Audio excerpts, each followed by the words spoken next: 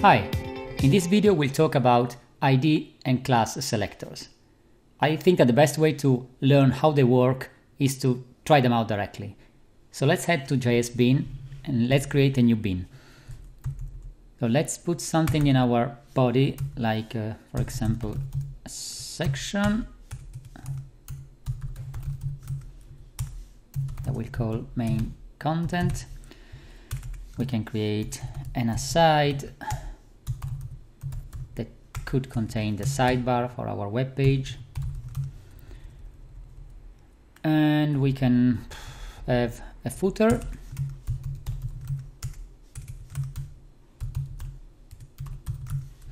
and maybe a header.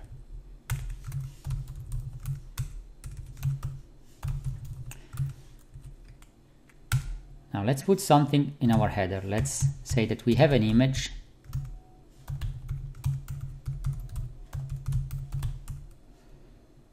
280 by 80.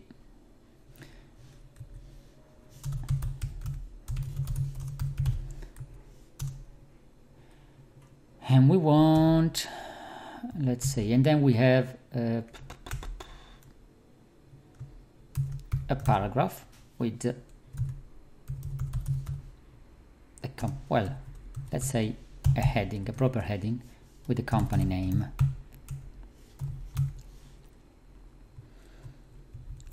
Then we have some content.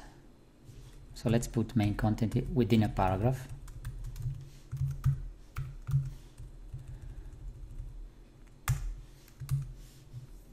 And then we have a generic container for the copyright notice and other informations.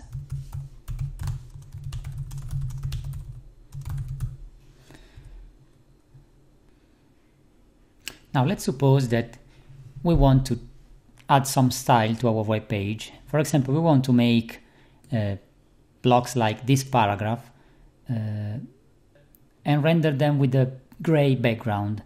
It's something that we are going to add to the paragraph, but we want to be able to use the same style for other elements, not only for paragraphs.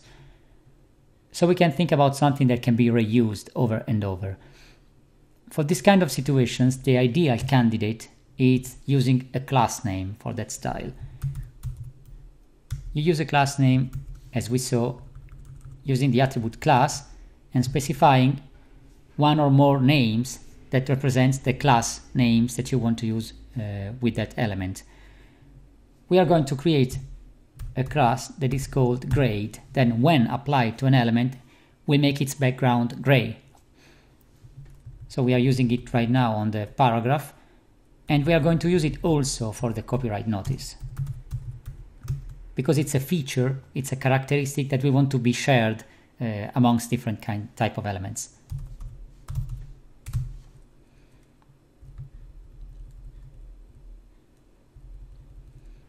And then let's give an ID to the header. If you recall what we say about ID and classes, ID represents a unique identifier for an HTML element. When you give a value to the ID attribute of an element, the ID is unique within that page. Then let's go to the head and let's create an internal style for this page. Generally, when you have to write your CSS, you don't use internal styles. Generally, the good and best practice is to write a CSS file and link it using the link tag that we saw in the previous videos. But because we are using JS bin for our examples, it's just easier and better to use an internal style. So how do we target the element that we identified using an ID and the elements that we identified using a class name? Let's first remember how to write a CSS declaration block. We have a selector, and then we have a matching pairs of opening and closing curly braces that defines the boundaries of the declaration block, and then we have one or more declarations, basically a key value pair that tells us what CSS property we are targeting and what value we want to give to that CSS property. In that case, we want to create a rule that selects only the elements with the ID homepage header. We already know that there is only one possible element in a page with that ID.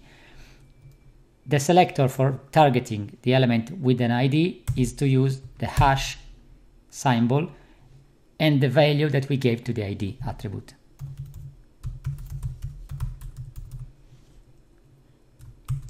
So this selector will select the element that has the ID equal to homepage header. In this case, we want to give a yellow background to the header. So we are going to introduce another property that we haven't yet seen. We will see that later in more detail when we will be talking about color properties. So right now we are just introducing it.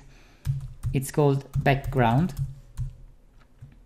and we give it a value of yellow. As you see, as soon as I finish typing my declaration, I can just see the output of my selector. That means the selector is targeting the header because the other background has turned out to be yellow right now. And it's targeting only that element, and there is no other element that can be targeted by this rule because this rule is selecting an ID, and there can be only one ID within an HTML page with this value, with this name. The situation changes for the grade. The grade style is something that we want to be able to apply to one or more elements, and that will turn the background of that element to gray. In order to write a selector that targets a class name, we use the dot and the name of the class that we want to target. And then, same as before, we open the declaration block and we create the declaration that we want to be applied.